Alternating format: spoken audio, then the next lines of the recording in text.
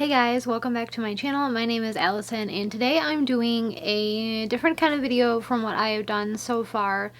This one is kind of an informational type video, and the thing I want to talk about today is something that's really important to readers, and it's a question we ask ourselves all the time, and that is, should I read this book? So I was talking a couple of weeks ago with my friend Brianna, and we were talking about how I decide whether or not to read an unread book that I have sitting on my shelves or whatever.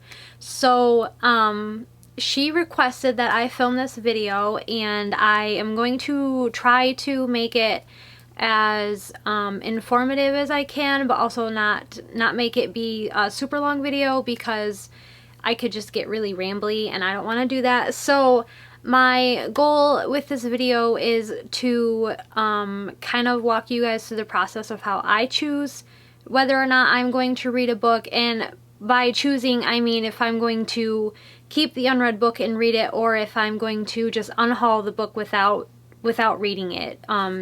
Because there's only so many books that we can read, and it just doesn't make sense to hold on to books that you just aren't gonna read. So I do have some notes, so if you see me glancing down, I'm looking at my notes because I want to make sure that I cover all of the steps and whatnot. So the first thing I do when I am unsure if I want to read a book is first look at my shelves and see what unread books I have. So when I'm looking at my unread books and trying to decide if I need to get rid of any of them, I am looking for the books that stand out to me the most. Like, I'm not sure if I even want to read that book. So when you're glancing at your books, your unread books, wherever you keep those, and you're just like, you see a book and your eye keeps going back to it, like, I just don't know if I want to read that one.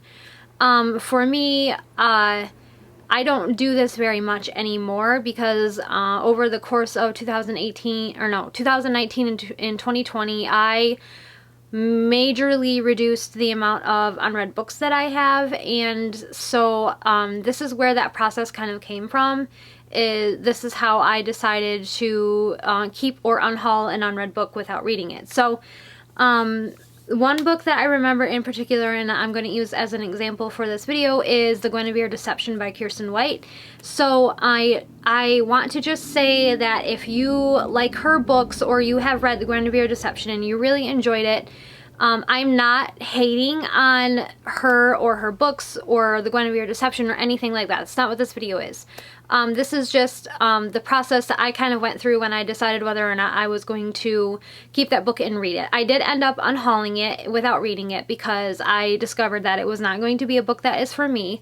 So once you have that book or several books that you are, like, they stood out the most to you, as in you don't know if you're ever going to get to it, like the interest is gone and you need to decide whether or not you should give it a shot because you might end up enjoying it, or whether you just need to let it go because it's just not going to be for you. So once you have those books, or book if it's just one, you're gonna get on Goodreads, and on Goodreads what you are going to do is look for reviews of that book.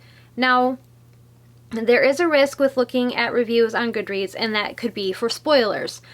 But my argument against choosing not to read reviews to decide whether or not you want to read a book, if you're already kind of iffy on if you're going to read it or not anyways, is it really going to break your heart if you get spoiled for it? I mean, if you think about it, if you're already debating whether or not you're going to read it in the first place, is it really going to matter if you come across a spoiler? Most of the time, I don't come across spoilers, or at least not major ones, when I am looking at reviews. A lot of the times, if there is a major spoiler, that reviewer will mark that review as a spoiler, so you can avoid spoilers if you want to keep the big plots of the book a mystery. So you really don't have to worry about spoilers too much when you are doing this on Goodreads. The next thing that you're going to do once you find that book and you go to the reviews is look for 3-star and 2-star reviews of books. I avoid 1-star reviews because they're usually not very helpful, and then obviously anything over a 4 or over a 3-star, those people obviously enjoyed the book, and I'm not going to find a review that's going to help me decide whether or not I want to read the book. So once you start looking at reviews, look for the star ratings, and like I said, pick either 3 or 2 star reviews. And the reason why is because those types of reviews usually talk about things like if the writing style was good, if it was enjoyable, if they liked the characters, if the characters were well written or poorly written. Those types of reviews will mention the world building, and those are the kinds of things you want to look for, because you'll learn what kinds of things that reviewer enjoyed in the book and what kinds of things they didn't. Now, I know everybody's different, and the way the kinds of things I enjoy in books may not be the same as the things that you enjoy in books. So the key for making this whole thing work is to really know what you like in books and what you dislike in books. So, for my example is The Guinevere Deception, and I have some reviews I saved on my phone, and I'm going to just read some parts of them, because these are the things that I look for in book reviews to determine whether or not I'm going to like the book. So after I read these, I'm going to talk a little bit more about why I decided not to read The Guinevere Deception, and then I'm going to list some books that have good versions of the things that I like and bad versions of the things that I like in books. So I know this is all super objectionable, and your likes and dislikes could be completely different, or vice versa of mine. So take everything that I say with a grain of salt. I'm just doing this because it was requested, and I hope it's helpful for people. So these are some of the reviews that I read for The Guinevere Deception when I was deciding to keep the book or not keep the book. So the first reviewer says, they finally got the book and they were super excited to read it, but something was wrong. Correction, too many things were wrong. Says there's a silver lining. If you are patient enough to read more than 300 pages, the last part of the book is entertaining, fast-paced, exciting, and promising. But nearly 350 pages were slow, meaningless, boring, and dull. So the things that stood out to me in this review were slow, boring, dull. It took over 300 pages for the story to get started, and that is just not something I can enjoy. I am not saying that books that have lots of like descriptions and stuff are bad. I enjoy books that have like slow builds to the climax, but I don't like books that have no point, because there's no point in reading it if the character is not trying to achieve something. And I don't like books where characters are just like flitting from thing to thing and they can't focus and they're just not accomplishing anything. I don't know what the point of the story is. Those are the kinds of things that I don't enjoy in books. So that was the first review. The next reviewer says, the characters are all quite bland, especially Arthur. Arthur is one of the characters in the books, because it's a retelling of King Arthur and Guinevere, so I forgot to mention that. But anyways, it says, we are kept in the dark regarding many details for far too long. I became bored waiting for something to happen. We spend the vast majority of the book watching Guinevere flail aimlessly about, seemingly without any true purpose. When something finally does happen, I found myself not really caring. Again, continuing what I said before, I do not like books where the characters just don't have any focus and they can't accomplish anything. That's just not... It's very boring for me to read that kind of book. Other people might enjoy that. Like, I guess you could consider that part of the character's development of the book, is like going through that journey and that process to where they get to be the person they are at the end of the book. But I just cannot appreciate that. I need a character that has a great personality at the beginning of the book, and then it morphs into something even more meaningful and complex by the end of the book. I can't have a bland character that has no personality and just flits from thing to thing. Like, I need a solid personality that might not be the greatest, but by the end of the book it's very well fleshed out, and I feel like I connect with that character. So, and the last review says, this person is a adamant lover of Kiersten White's books. She says And I Darken is one of her favorites. So she was very disappointed when she got The Guinevere Deception. What she wrote was, after 100 pages of The Guinevere Deception, the only feeling I have towards this book is overwhelming boredom. So the things that stuck out to me the most in those 3 reviews is boredom characters that are bland, they don't have a lot of personality, there's not a lot of plot going on. None of these really mentioned world building, but I'm assuming that if the characters are pretty blah, then the world building's probably going to be pretty meh too. So those are all of the things that I take into consideration when I am looking to either unhaul or to read a book. So let me check my notes real quick. Like I said before, you really have to know your reading preferences. Like, you've got to know the things you like and dislike in books. And that takes time. That's not something you're just going to discover on the first book you read, because it's just not something that you're going to notice at first. I certainly didn't. When I started, really reading again after a really long slump, it took me a long time to really know what it was that I liked in books and what it was that I didn't like in books. And I am fairly confident now in picking up a book and knowing whether or not that I'm going to like it. And so I'm just going to jump right into the different things that I look for in books. And these are the things that are the most important to me, and they might be different for you. But I'm just going to grab my notes and read off of that, because it will just be a little bit easier for me to explain that way. So the things that I really like in books, I love character-driven stories. Like I said, the character is very important to me. If the character has no personality, no focus, no goal, no anything they want to achieve, I'm not going to like them. I need to be able to emotionally connect with the characters. I need to emotionally relate to them. And if the character is just not doing anything for me, I'm really not going to enjoy the book. Other things that are important to me are world building.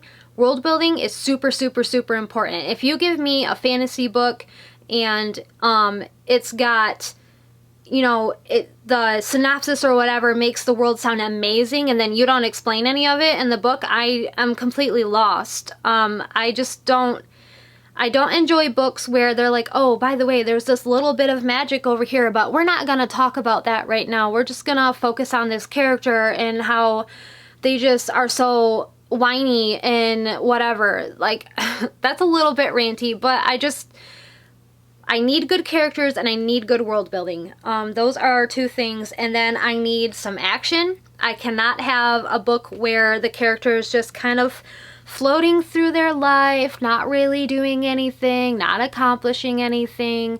I need something to happen. Anything needs to happen. A book that I can, because I didn't read the Guinevere Deception, but a book that kind of sounds similar in that way is, what was it called? The Kiss of Deception by Mary E. Pearson or something like that? I tried reading that book and I got over 200 pages into that book and literally nothing was happening. It was, if you like that book, I'm so glad you like that book, but it was almost pure torture for me to read because the character was whiny, and I just, all of the aspects of YA female characters that I cannot stand. It was just like there was no plot. Like she ran away from home and she was doing nothing. Nothing was happening in 200 pages, and that book's really long. So I ended up DNFing that book because the world building was terrible. There was no plot, and I hated the main character. So that's kind of an example of things that I really don't like in books. And then, what was the other one? Oh yeah, okay, so I covered good characters, a plot that is kind of fast-paced and has some action, and then really good world building. Those are the things that are important to me. So some books that I have read that have those qualities in the good way are Red Rising, Ninth House, by Leigh Bardugo, and Strange the Dreamer by Laini Taylor. All of those books have amazingly beautiful characters. They have wonderful world building. The plots are fast-paced, but not too fast-paced. Like, they're not rushed. When I say fast-paced, I mean, like, there are things happening, but it's not happening so fast that I'm missing what's going on. So those are books that have good world building in them. And then some books that I have read that I did not like the world building were Kingdom of the Wicked by Carrie Maniscalco, Serafina by Rachel Hartman, and A Darker Shade of Magic by V.E. Schwab, and Sky in the Deep by Adrienne Young. I know that a lot of people like most of those books, and they're like, they have huge fandoms and stuff, but they had really bad world building. They weren't explained very well, and I just was, let me see. Out of those books, I read in completion A Darker Shade of Magic and Sky in the Deep, and I just didn't really, I didn't care for them all that much because there was literally no world building. Now, I understand A Darker Shade of Magic is a trilogy, it's part of a trilogy, and I'm sure there was more world building in the next books in the trilogy, but there just wasn't enough in the first book to hold my interest. The next thing I have are books that have good characters, and for me that was the Illuminae Files, Skyward, and Throne of Glass. Books that had characters that I didn't care for were Renegades by Marissa Meyer, Capturing the Devil by Carrie Maniscalco, and The Kiss of Deception by Mary E. Pearson. There's that book again. So, and so the books with awesome characters. So if you've read Illuminae Files, then those characters are very, I don't know, alive. Like, they just seem so real. Like, you can feel their emotions. They are so well written that you are going through exactly what they are going through. Same thing with Skyward. The main character in that book is so likable. She's freaking adorable. I absolutely love her personality, and I really enjoyed that book. And then Throne of Glass. Like, there are so many characters in that book, and you just feel all of the feelings that they're feeling. It's just ridiculous. The way Sarah J. Maas wrote that many different characters so well and so vividly. It's just incredible. And then, so in comparison, the books with characters that I didn't care for, Renegades, I read the first book in that trilogy. I read Renegades, and I actually started Arch Enemies and ended up DNFing it. The character, actually, in Renegades, the main character, you really kind of do feel what she's feeling, but I just didn't relate to her because I felt like she was very ignorant and whiny and I understand it's YA, like a younger level of YA, and that's probably a lot of the reason why I didn't really relate to it very well, because I'm not a young adult anymore and I am not in that stage of my life anymore. Maybe if I was younger I would have appreciated it more, but I couldn't stand how, I don't know, I didn't really like her character. And then Capturing the Devil, the character in that book that I did not like was Audrey Rose, and the reason I didn't like her is because, I don't know, I have ranted about this book before, I think. Maybe not on camera, but I have ranted about it somewhere, probably in a text with my friend Brianna. So, the things I didn't like about that character was how she treated other people. How she basically demanded everyone bow down to her because she's this great female who can do all these awesome things and everyone should just think she's a freaking goddess or something. And then I already talked at length about The Kiss of Deception, so I'm not going to go over that one again. So those are some books with characters that I think are awesome and characters that I think are not written very well.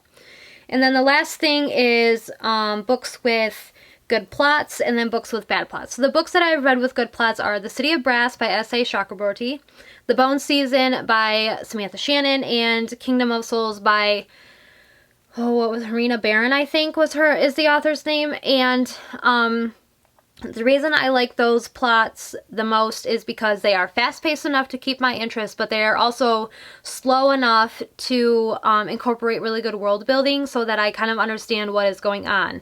Like in The Bone Season, that book deals with, it's a dystopian, and there are people that can commune with spirits, and there's just the way that, it's not really magic, but the way that they commune with spirits is so diverse. Like, there's just so many different ways you can do it, and there's so many different kinds of clairvoyance in that book, and just, it's very well, like, it's not explained in minute detail, but it's explained well enough so that I can understand the structure of the world and really follow the plot and stuff like that.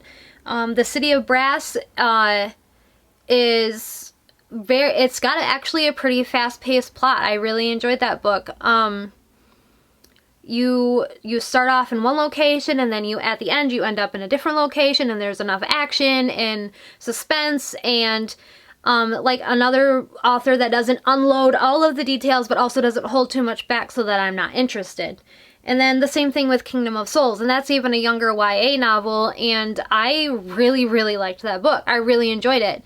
I thought the plot was fast-paced, the world was fleshed out enough for me to understand, and there was enough of the overarching plot revealed to keep my interest for the majority of the book. I really enjoyed that one. So books with bad or predictable plots for me, are the book Girls of Paper and Fire by, is it Natasha? Not Natasha. I can't remember the author's name, but the book Girls of Paper and Fire, and then the other thing I have is the Grisha trilogy by Leigh Bardugo. Both of those books had really predictable plots. I actually did not end up finishing Girls of Paper and Fire. I DNF'd that one, but just, it was really, really, really, like, the romance was super predictable. Just everything that happened that I read in that book was super predictable, and it was boring. I got bored of it, so I ended up DNFing it. And then I did read the entire Shadow and Bone trilogy in the hopes that it would get better. It did not, for me. It did not get better. The plot was super, super predictable, like, so predictable, it was just ridiculous. I had a really hard time with that book. That trilogy had really bad world building, really bad main character, and really bad plot for me. I know tons and tons and tons of people love the Grisha trilogy, the Grisha books, the Grisha universe, whatever.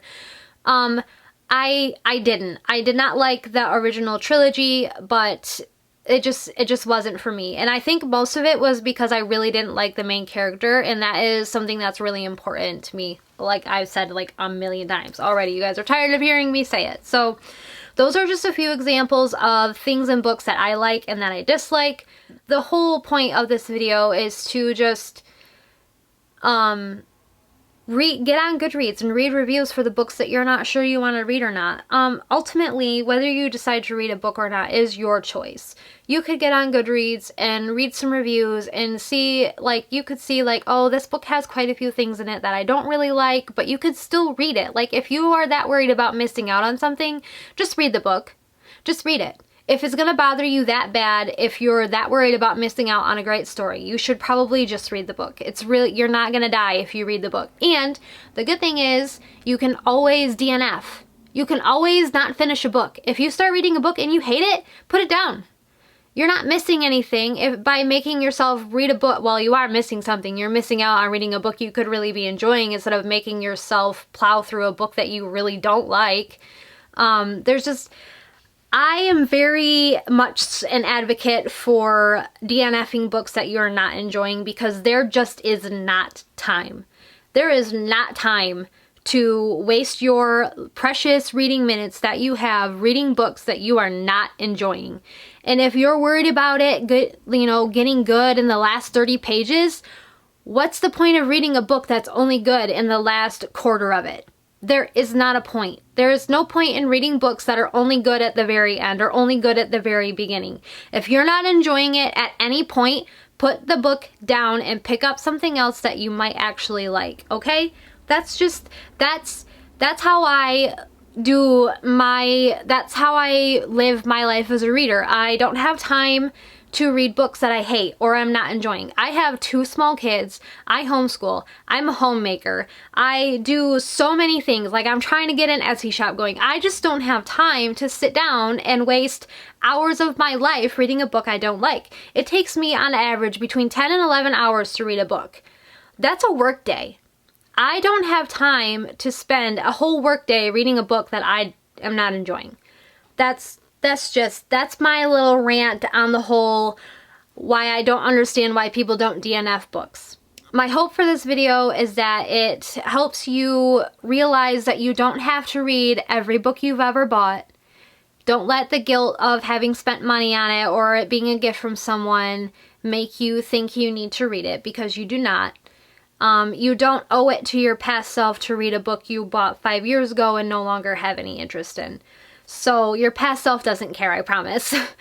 I don't know. I feel like I've rambled for a long time, and clearly this is something I'm really passionate about, which is really strange because I never thought I would have been like an advocate for not reading books. Like, it's crazy. But if this video was even remotely helpful, please let me know in the comments. I am going to stop talking now. I'm going to stop rambling. And I just hope you guys have a good evening, and I will see you in another video. Bye!